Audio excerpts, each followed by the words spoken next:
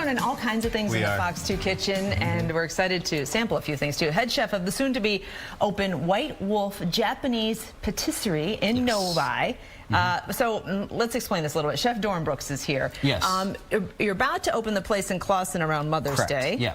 And that'll be a bakery cafe place. Yeah, it's a bakery cafe. We have a beautiful coffee program, sandwiches, salads, things like this. It's going to be a great, beautiful space for everyone to come hang out, spend some time. They're working on that right now in Clawson, but in Novi there is a working bakery where people can order online. If you want to order anything for Valentine's Day, right? Correct. The White Wolf.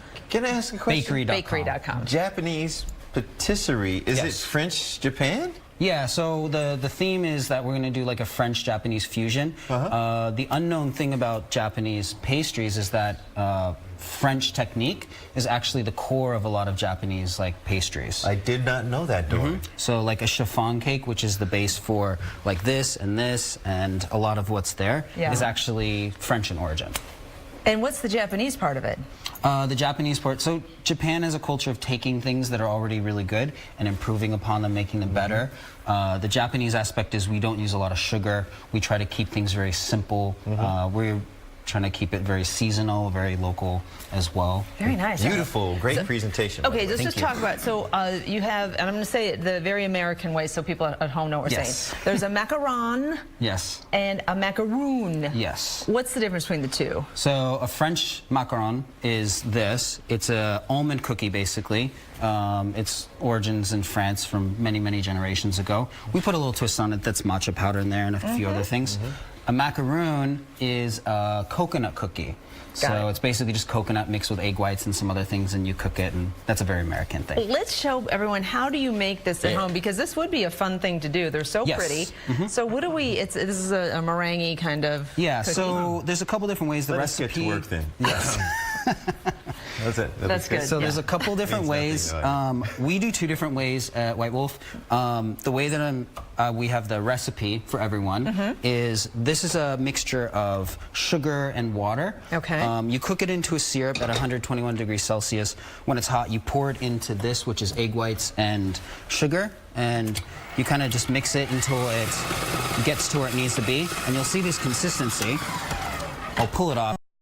Already kind of did this ahead of time a little bit. So how long does it take to whip it into the meringue? Once the egg whites are in, it probably takes about 15-20 minutes of it mixing to get to this point. So once it mixes, you have this beautiful consistency like this. And then basically what you do is you're going to put it into here like that. And then what's in this bowl here is almond flour and powdered sugar. So really your ingredients, so you've got sugar and water initially, you turn that into a syrup, you add that to your egg whites to create the meringue, and then you're just adding and you have that all together. And powdered sugar. Then for this green one or some of the other things, you can add food coloring or matcha powder, so you can add the matcha in there like that. And then basically you just start mixing it, and you do this folding action, and it starts to come together. And it takes probably a good 15-20 minutes of mixing, because it's going to be really... do that folding action? If you just mix it, you're going to kind of destroy the meringue. Like, you're working to put all this air into it. If you don't mix it properly, then it all kind of, you're removing the air too quickly. It back out. Exactly.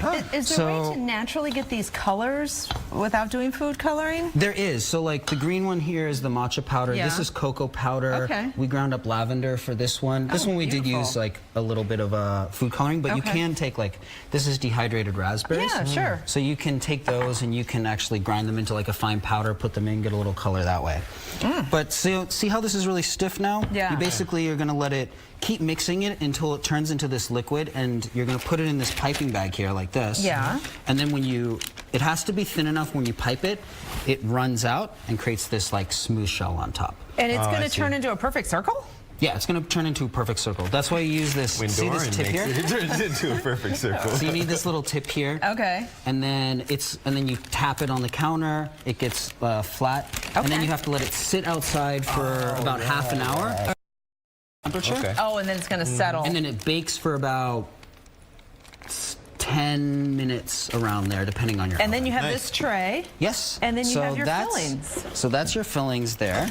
and I'm going to let you guys kind of go to town a little bit. Let's do it. What do we have here as far as So this is a vanilla buttercream. This is chocolate ganache. This is a lavender buttercream, raspberry buttercream. This is a zucchini paste, which is a red bean paste. What? And this is raspberry jam. So I'm going to show you guys what we do. Okay. Yeah. Get at it. What So do you you mean take red bean paste? So it's red beans.